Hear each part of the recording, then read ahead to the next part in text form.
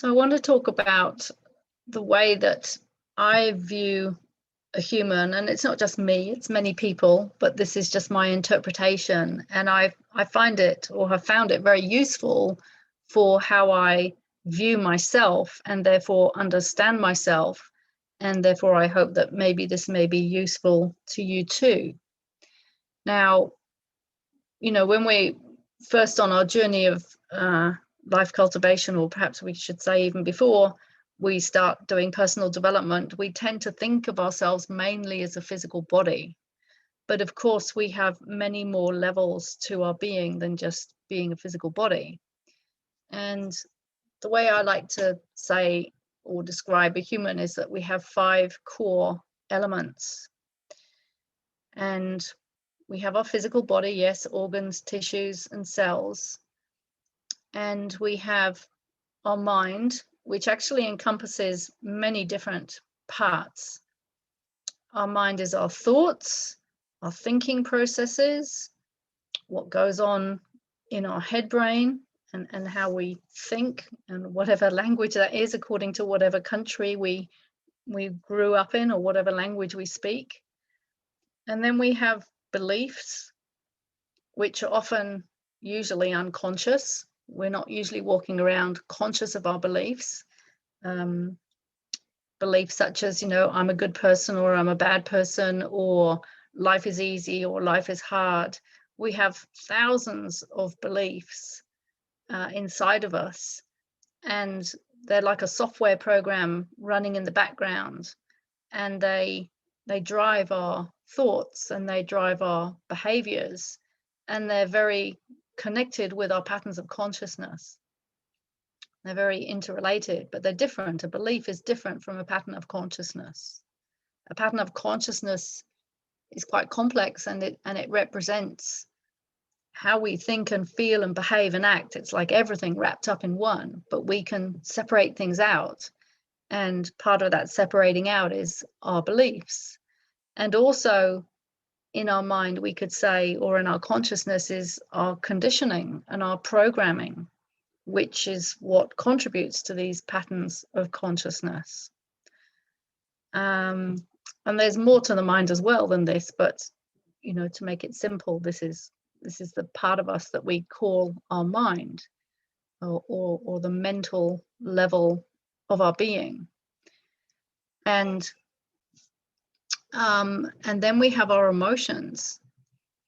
And our emotions are different from our mind and our beliefs and our thoughts. Our emotions are feelings. They're felt sense feeling responses, such as anger or sadness or grief or fear. And a lot of people, especially when people talk about mental health, they tend to bunch both together. But I find it really useful to separate them out and see them differently, but also see the correlation, which of course is what we're doing a lot in this program, is correlating emotional patterning with patterns of consciousness. And then of course we have our energy, which is lying beneath everything at a quantum level, in the etheric layers of our being, in more the Western way of looking at things. Our chi, our prana, our energy. And that energy affects every part of our being. It affects our physical body, our mind, our emotions. In Qigong, we relate it to Jing, Qi, and Shen. Jing being the body, Qi being Qi, Shen being the consciousness, but Qi is everywhere. And then we have what we could call, common, it's just a word here to use. There are many different words, but let's call it spirit. In Ren Shui, we refer to true self.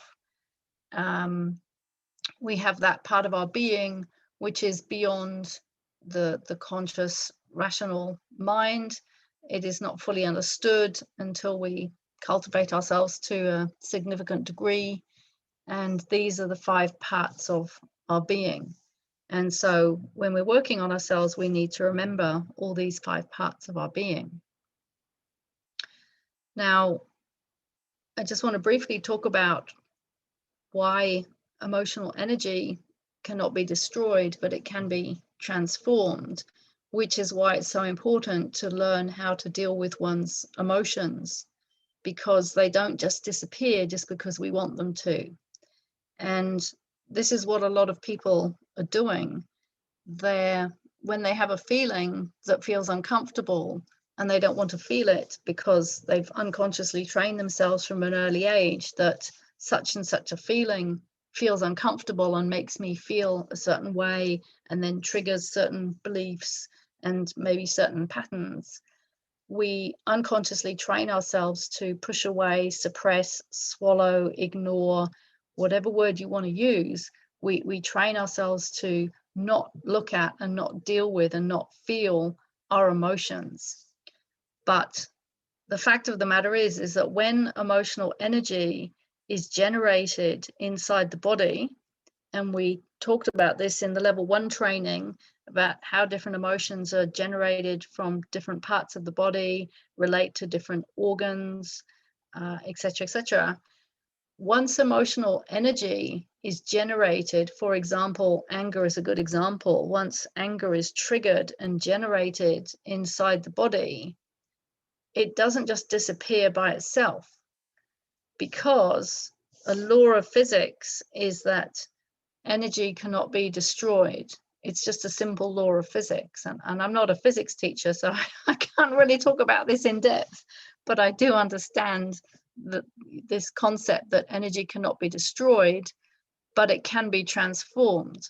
For example, water can turn into ice or it can turn into steam, but it won't just disappear.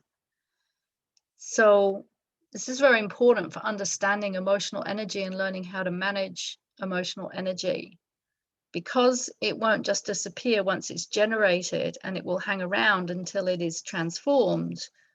If we can learn how to transform our emotional energy, then that is going to be very useful and also very necessary. Because if we don't know how to transform our emotional energy once it's generated and it's just hanging around inside the body, after a time it will literally affect the chemistry, the chemical makeup of our cells, tissues, organs, molecules, atoms. It's a vibration. Every emotion is a vibration. So anger is a different vibration to sadness, to fear, to happiness, to love. They're all different vibrations. And if you can imagine, a certain emotion vibrating away at its own particular rate, then that vibration is, through physical law, having an effect on wherever it is vibrating. So for example, if the emotion of anger is vibrating inside the liver, where it tends to have a strong effect, then it's going to affect the atoms, molecules, cells, and tissues of that organ. It literally is changing it.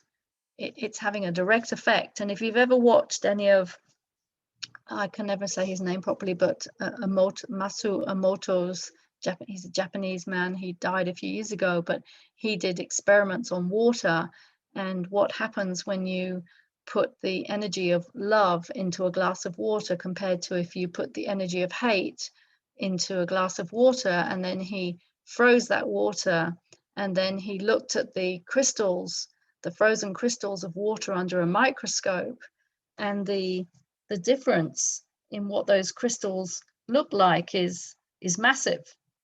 And I'll put some resources into the portal about that. But crystals that are frozen, that had the energy and the frequency of love put into them, look absolutely beautiful. They're these beautiful formations of crystals, snowflakes.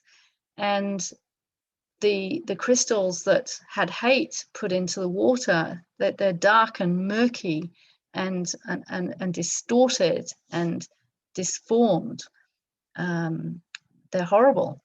So this is what we're doing to our body all the time. Every time we have so-called negative emotions such as sadness and grief and fear and anger, we are literally distorting our cells at a molecular atomic level, at a quantum chi level. And we're creating, or what we're doing is we're rewiring our cells into a state of disharmony as opposed to harmony. So the cells are losing their natural state of harmony, remembering that the natural state of our whole being is to be in harmony.